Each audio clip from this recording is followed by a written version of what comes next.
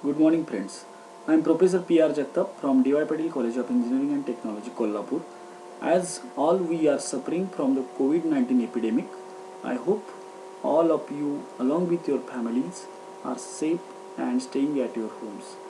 This video lecture deals with unit number 6, that is from design of bridges. So today we will discuss about the last unit of bridge engineering, that is bridge bearings. So bridge bearings, types of bearings for bridge structures and details. So bridge bearings are structural equipments or devices installed between the bridge substructure and superstructure to transfer the applied load from earthquake loads, wind loads, traffic load and other superstructure structural loads. So bearings and expansion joints. So bearings are mechanical arrangements provided in the superstructure and to transmit the load to the substructure.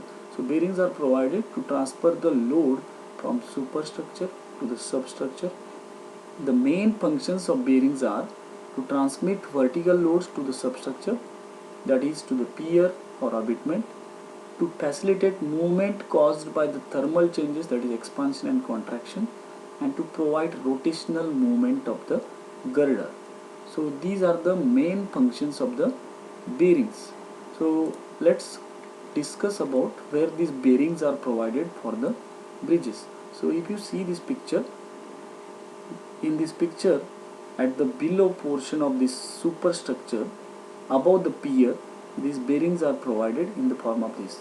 So if you take its close view, you can see this is the bearing, this is also a bearing, and if you this is the bottom side of the bridge, and if you here you can see these bearings are provided at the top of the piers and below this superstructure.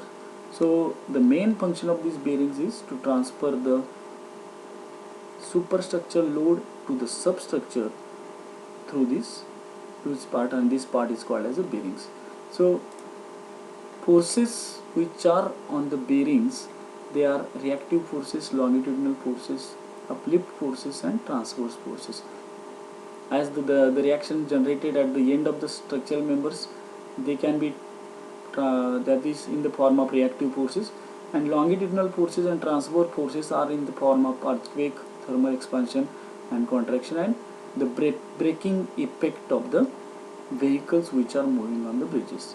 So let us consider the next part, that is called, that is types of bearings. So depending upon the functional behavior, they can be of two types of bearings, that is fixed bearings and expansion bearings. So fixed bearings allow only rotation, while expansion bearing allow both rotation and translation. Let's have this. Fixed bearings allow only rotation, while expansion bearings allow both rotation and translation. The cause of movement in bearings may be due to creep in concrete, shrinkage, settlement, uplift forces and thermal forces. The sudden application of the brakes due to vehicles, they initiate some movement at the bearing level. Generally for each span, one end of the bridge is provided with fixed bearings and other end of the bridge or that span is provided with the expansion type bearings. That is, thus the free end allows for movement and the fixed end holds the bearings. Suppose instead of this, if we provide both fixed bearings at both the edges or both the ends, then what will happen? Internal stresses are sure to develop in the bridge components, and this may damage the bridge. So therefore one end of the bridge is provided with fixed bearings and other end of the bridge is provided with the expansion bearings. Some of the commonly used bridge bearings are explained in the next part. So this is the picture. So some types of bearings and their details.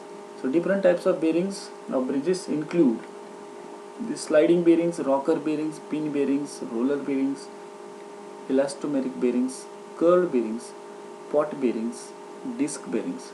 So we will explain one by one these bearings in the previous session.